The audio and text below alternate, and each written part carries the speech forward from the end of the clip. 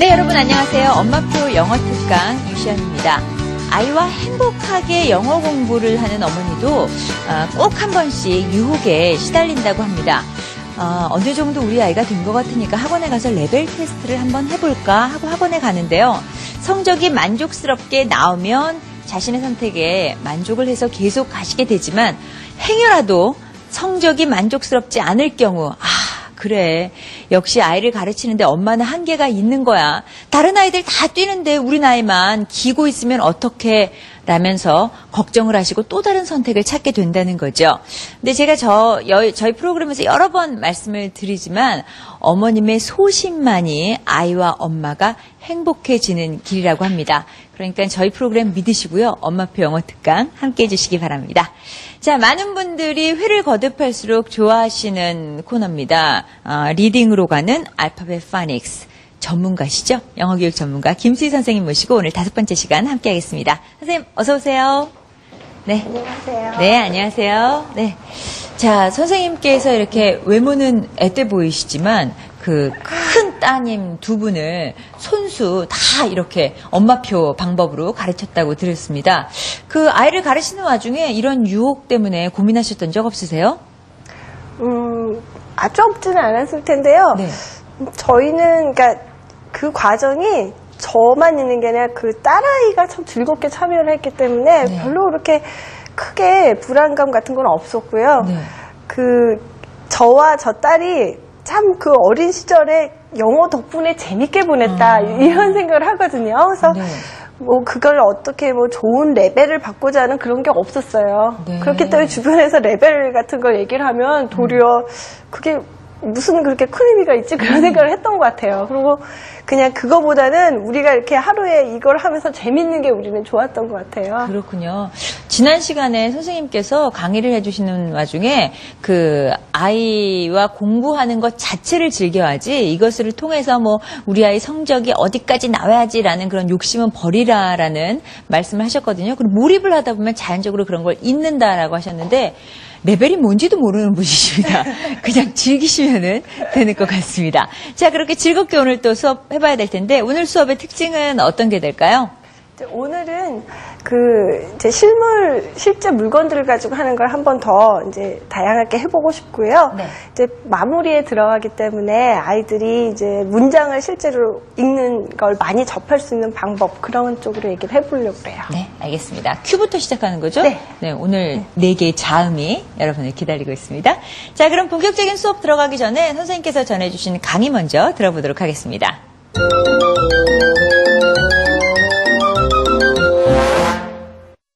강의를 시작하기 전에 항상 몇 가지 항목을 얘기 드렸는데요. 알파벳을 배우는데 뭐 저렇게 거창한 이야기를 하나 그렇게 생각하시는 분도 계실지도 모르겠네요. 근데 알파벳이라는 게 사실은 아주 쉽고 간단한 게 보이지만 아이한테는 이게 참 거대한 시작이에요.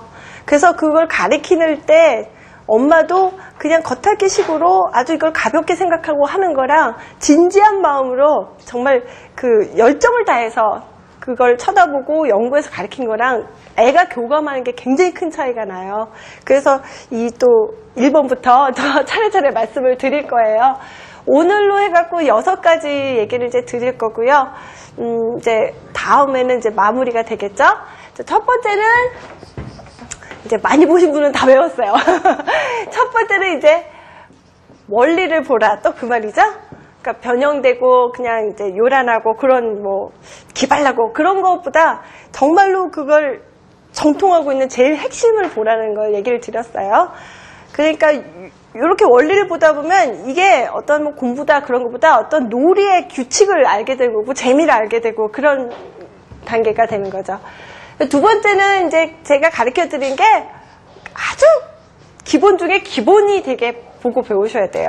이걸 갖고 이제 그대로 따라해서도 안 되고 또 요 안에만 갇혀도 안 돼요. 그러니까 이걸 하실 적에 이제 최소한 마인드에 이제 비욘드라고 이걸 넘어선다고 생각하시고 보셔야 돼요. 그 다음에 세 번째는 또 말씀을 드리겠지만 이제 이걸로 창의성을 자극하셔야 돼요. 다 창의적이세요.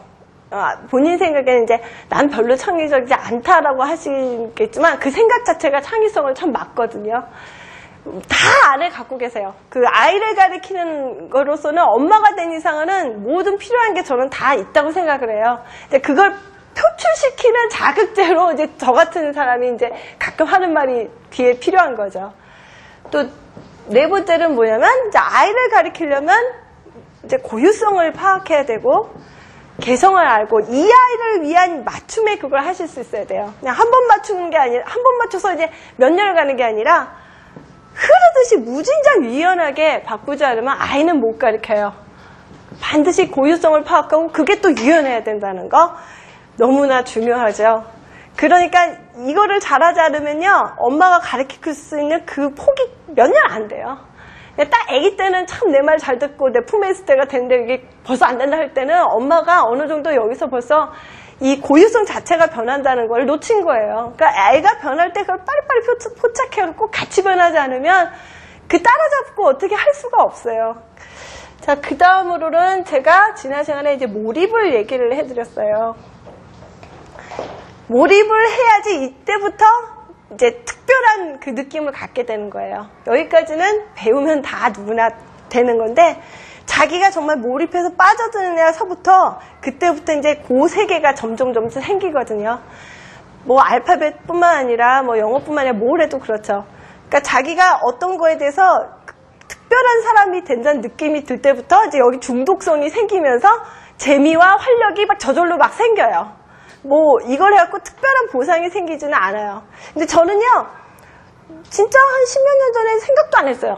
근데 저는 이게 일종의 저한테 온 보상이라고 생각해요. 제가 그 정도로 막 빠져서 이렇게 몰입을 안 했으면 이런 기회는 없었을 거라고 진짜 생각이 들거든요.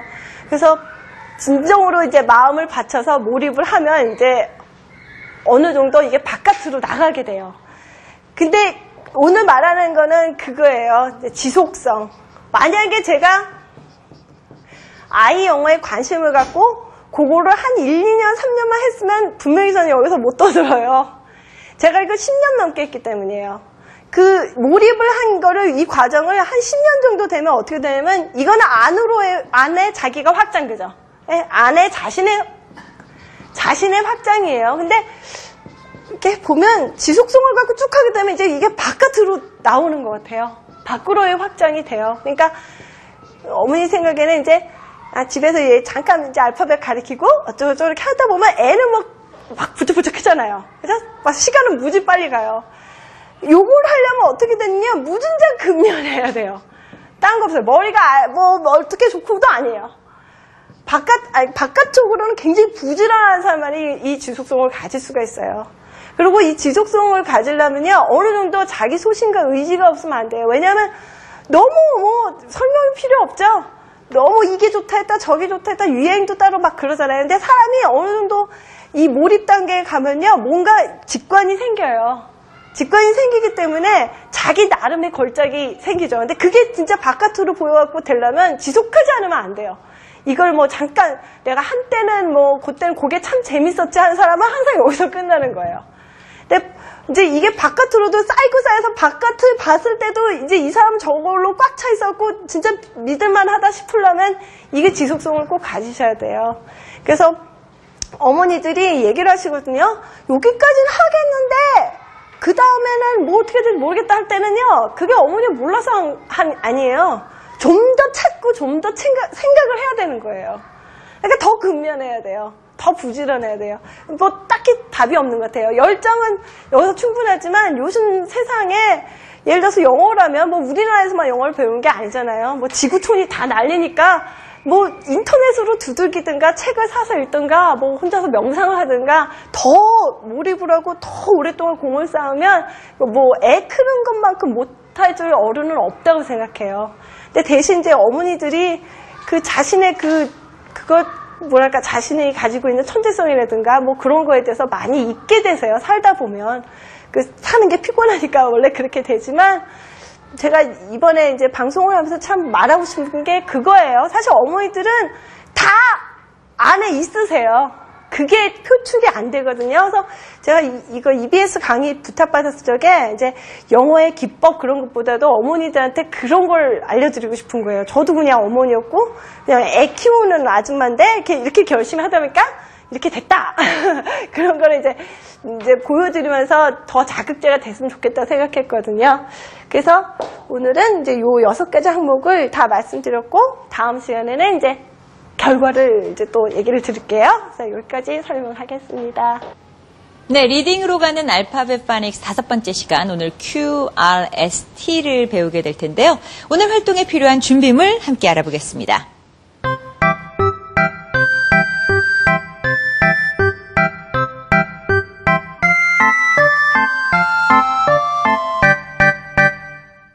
자, 오늘은 Q부터 가는데요. 그 전에 다시 L부터. 오늘 또 처음 보시는 분도 계시니까요. 그러니까 항상 대소문자 같이 쓰면서 소리, 음가부터 한다고 그랬죠? 에이. 이렇게 반복해서 쭉 쓰게 하시는 거예요.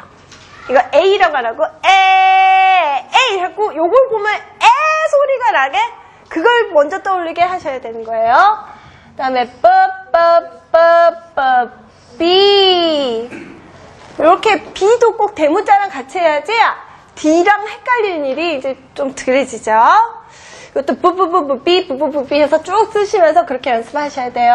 C 같은 경우는 크스 C로 배우는 애랑 안 배우는 애랑 그 파닉스에서 굉장히 틀려져요.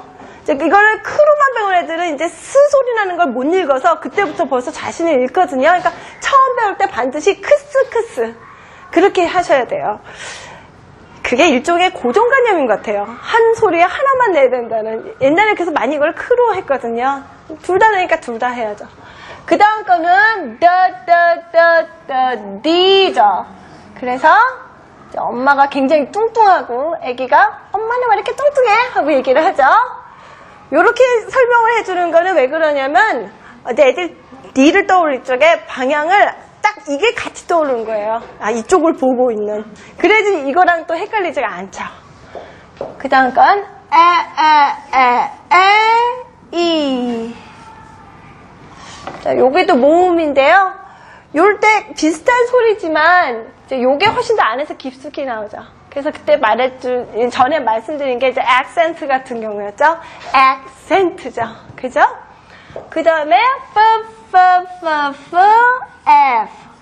이거는 앞니만 안 빠지면 발음을 다 잘할 수 있어요. 모양만 잘 가르쳐주면요. 그 다음에 G 같은 경우는 이제 그지, G. 이렇게 두 개를 다 해줘야 돼요. 그래야지 그도 되고 G도 되는 걸 알죠? 그 다음에 이제 H. 이게 귀신이어가지고 애들이 이제 이 H가 귀신인 걸 막 안 다음부터는 GH가 붙어서 소리를 안 나는 단어들을 막 찾고 본인이 스스로 깨닫죠. 와, 정말 귀신이 살고 있었어. 이렇게 되죠. 그래서 아이들은 하나만 재밌게 해주면 자기들이 10가지 재밌는 얘기를 만들어내요. 그러니까 그 하나를 줄 수 있는 것만 준비하셔도 되는 거죠. 그 다음에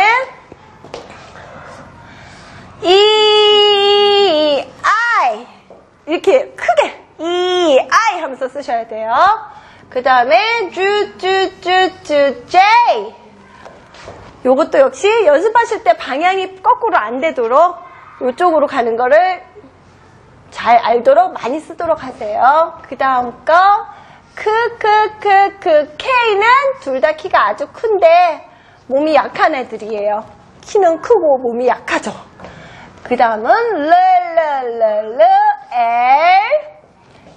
한국의 우리나라 말의 리을보다는 혀를 앞으로 빼셔서 이렇게 발음하셔야 돼요. 그 다음으로 M. 이거는 mom 할 때 많이 써서 애들이 잘 써요. N. N은 성질이 나쁘고 그런 애죠.